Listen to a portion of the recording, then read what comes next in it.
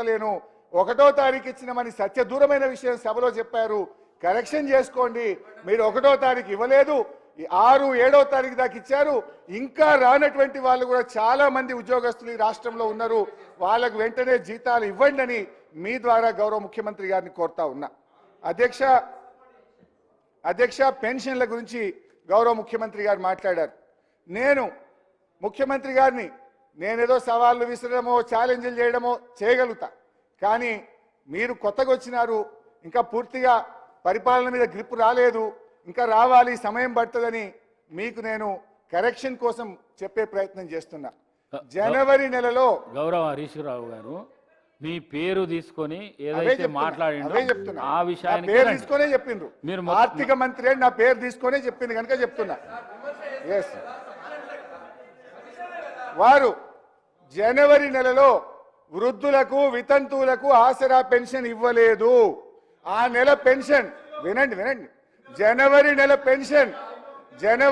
Pension ఫిబ్రవరి 1వ తారీఖు 2వ తారీఖు నుంచి స్టార్ట్ చేసిండ్రు. అది ఫిబ్రవరి పెన్షనా జనవరి పెన్షనా? జనవరి నెల మొత్తములో ఆసరా పెన్షన్ ఈ రాష్ట్ర ప్రజలకు అందలేదు. జనవరి నెలలో ఇవ్వాల్సింది ఫిబ్రవరి 1వ తారీఖు నుంచి స్టార్ట్ అయింది. మరి అట్లా అనుకుంటే ఈ ఫిబ్రవరిలో జనవరిది ఫిబ్రవరిది 2 కలిపి ఇస్తే అది కరెక్ట్ అవుతుంది. కానీ మీరు గొప్పగా ఏం చెప్తున్నారు, 1వ తారీఖే ఆసరా పెన్షన్ ఇచ్చినామని గొప్పగా చెప్పుకునే ప్రయత్నం చేసి పప్పులో కాలేసిండ్రు. అది ఫిబ్రవరి కాదు, జనవరి నెలలో ఎగ్గొట్టిందని ఫిబ్రవరి 1 స్టార్ట్ చేసిండ్రు. I request the CM to stand correction. అధ్యక్ష, ఇకపోతే రైతు బంధు విషయంలో కూడా గౌరవ ముఖ్యమంత్రి గారు మాట్లాడారు. రైతు బంధు విషయంలో వారు కొన్ని సంవత్సరాలది ఉటంకించే ప్రయత్నం చేసినారు. రైతు బంధులో వారు చెప్పిన దాంట్లో కొంతవరకు సత్యం, కొంతనేమో సత్య దూరం. ఏంటి, మేము చిన్న రైతులకు 7,500 కోట్లు రైతు బంధు వేయాల్సి ఉంటే దాదాపు 6,000 కోట్లు మొదటి నెల రోజుల్లోనే ఇచ్చాం. ఏదైనా చివరి 200, 300, 500 కోట్లుంటే ఆలస్యం జరిగి ఉండొచ్చు. కానీ మీ హయాంలో ఇచ్చింది 200, 300 మొదలు, ఇవ్వాల్సింది చాలా ఎక్కువ ఉన్నది అనేటువంటి విషయాన్ని మీ ద్వారా గౌరవ ముఖ్యమంత్రి గారి దృష్టికి తెస్తా ఉన్నాం. అధ్యక్ష మీరు మాట్లాడొద్దంటే కూర్చుంటాం అక్క. అధ్యక్ష, ముఖ్యమంత్రి గారు ప్రతిసారి నా మీద ఓ అగ్గిపెట్ట ముచ్చట తీసుకొస్తారు. ఇది ఉద్యమకారులకు తెలుస్తుంది ఆ ఆవేదన, ఆ తపన, మా తన్లాట ఆ రోజు. ఎందుకంటే మీరేనాడు అమరవీరులకు శ్రద్ధాంజలి ఘటించిన వాళ్ళు కాదు, ఏనాడు అమరవీరుల కుటుంబాలను పరామర్శించిన వాళ్ళు కారు, ఏనాడు పాడెమోసిన వాళ్ళు కారు. ఉద్యమకారుల మీద తుపాకులు పట్టుకొని పోయిన మీకు అమరవీరుల గురించో తెలంగాణ పోరాటం గురించో మీకు తెలుస్తుందని నేను అనుకోను. ఏదేమనంటే అరిగిపోయిన గ్రామ్ఫోన్ రికార్డ్ లాగా ఈ అగ్గిపెట్ట ముచ్చేట మాట్లాడు బంద్ చేయండి. అది మా ఉద్యమ స్ఫూర్తి. మేము ఆ రోజుల్లో పోరాటంలో మా ప్రయత్నాన్ని మీరు అట్లా కించపరిచో తగ్గించో రాజకీయంగా విమర్శ చేస్తామనుకుంటే అది మీ విజ్ఞతకే వదిలేస్తున్నాం.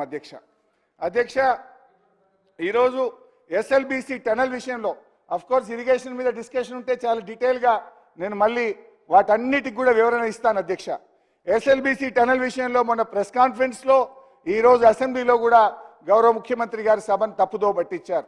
మొన్న ప్రెస్ కాన్ఫరెన్స్లో 1 కిలోమీటర్ తవ్విండ్రు 10 ఏళ్ళల్లో అని చెప్పిండ్రు. ఇవాళ అసెంబ్లీలో 1.5 కిలోమీటర్ మాత్రమే తవ్వారు ఈ 10 ఏళ్లలో అని చెప్పి ఒక తప్పుడు మాటను సభలో చెప్పి రాష్ట్ర ప్రజల్ని మీరు తప్పుదో పట్టిస్తా ఉన్నారు.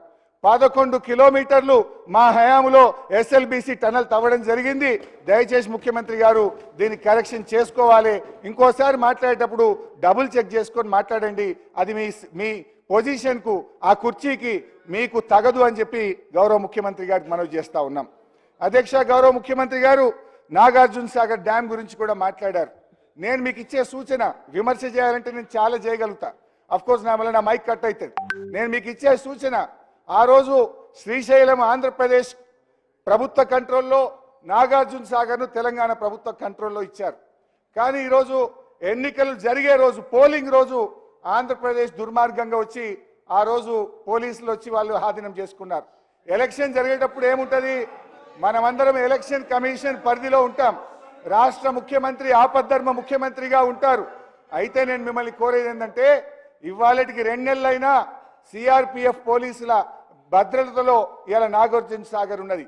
శ్రీశైలం మాత్రం ఈ రోజు కూడా ఆంధ్రప్రదేశ్ పోలీసుల హయాంలో ఉంది. మీరు వెంటనే నాగార్జున సాగర్ను మన రాష్ట్ర ఆధీనంలోకి తీసుకునే విధంగా మీరు కృషి చేయాలని చెప్పి నేను విజ్ఞప్తి చేస్తా ఉన్నా. ఎందుకంటే శ్రీశైలం ఈరోజు ఏపీ ప్రభుత్వంలో ఉన్నప్పుడు సాగర్ మన చేతుల్లో ఉండాలి. దానికి మీరు రమ్మంటే మీ వెంట అన్ని రకాలుగా రావడానికి సహకరించడానికి మేము సిద్ధంగా ఉన్నామని మీ ద్వారా ముఖ్యమంత్రి గారికి తెలియజేస్తా ఉన్నాం. అధ్యక్ష, కేఆర్ఎంబి విషయంలో గౌరవ ముఖ్యమంత్రి గారు మళ్ళీ చాలా ఆరోపణలు చేసినారు. నాకు క్లారిఫికేషన్ సమయం లేదు, కానీ ఇవాళ నేను అడిగేది ఒక్కటే, కేఆర్ఎంబిని అప్పచెప్పింది ఎవరు? మీరు కాదా? మినిట్స్ చదివి వినిపించమంటారా? 2 మినిట్లలో మీరు మీ ప్రభుత్వం వచ్చిన తర్వాత 17వ తేదీ 1వ తేదీ 2 మీటింగులు జరిగినాయి. 17వ తేదీ ఢిల్లీలో జరిగిన మీటింగ్లో, కేఆర్ఎంబి మీటింగ్లో చాలా స్పష్టంగా మీరు ఒప్పుకొని వచ్చారు. Both the states will hand over 15 prioritized component outlets of Nagarjuna Sagar project and Srisailam project to KRMB within 1 month time period. ఇది ఎందుకు ఒప్పుకొని వచ్చినారు? మరి మేము ఆ రోజు ఒప్పుకోలేదే. ఇది నా కథ కాదు, నేను చెప్తున్నది కాదు.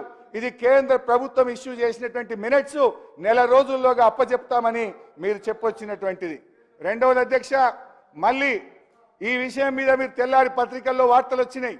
అయ్యో మనకు విద్యుత్ ఎట్లా, మన రాష్ట్రానికి అన్యాయం, జగన్ విజయం సాధించిన పత్రికల్లో వస్తే నేను ఆ రోజు ప్రెస్ కాన్ఫరెన్స్ పెట్టి ఈ ప్రభుత్వాన్ని తట్టి లేపినాం. అయితే లెట్ మీ కంప్లీట్. మొత్తం చెప్పినాక క్లారిఫై చేయమనండి. మొత్తం చెప్పినాక క్లారిఫై చేస్తే ఇంకా వాడికే మంచిగా ఉంటుంది. రెండవది,